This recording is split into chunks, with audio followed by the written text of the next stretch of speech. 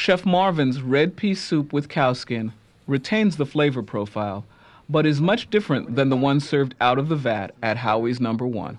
We're making red pea soup with cow skin. It's a very classic soup, right? Yes, it's a very classic soup. So what do we have here, Marvin? We have diced carrots, diced Irish potato, red pea, already cooked. And they're already cooked, so they're kidney beans. Yeah, they're Yes? kidney beans. Coconut milk, diced onions, chopped garlic, diced cut scallions, and cow skin, already cooked. And here we have some of the cow skin that's raw. Yes. All right. And this just gets boiled. And how long does it get boiled for? Hour and a half. Hour and a half.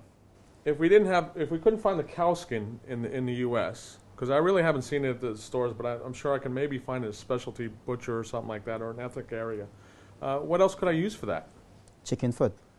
All right. So is chicken foot, would it be another soup that you see Yes. readily available? It's a good substitute. Right, and it'll still give you that richness and that tackiness that you're kind of looking for, that gelatinous. Yes, it will. Okay. So you want to get started? First you add some olive oil, then your onions, and you chop garlic, and you saute that off. Then you add your red pea. And they're cooked all the way through, and then I guess another important part is you have to have the liquid in there that they're cooked in. Yes. Because again, that's the starchiness. So we have the beans in there now and brought up to a simmer. Yes. Then you add your cow skin, and your carrots, and your Irish potato. Go. I noticed you add potato at the end because, Yes. you know, but down here you call them Irish, correct? Irish. Right, Irish all right. potato. Then you add some water to it. You let it simmer for 5 minutes. Then you add your coconut milk. It's a key ingredient in your red pea soup.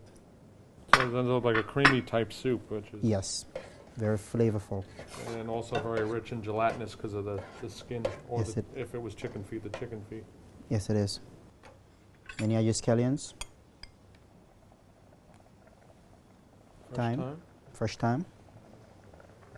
And your Scotch bonnet pepper.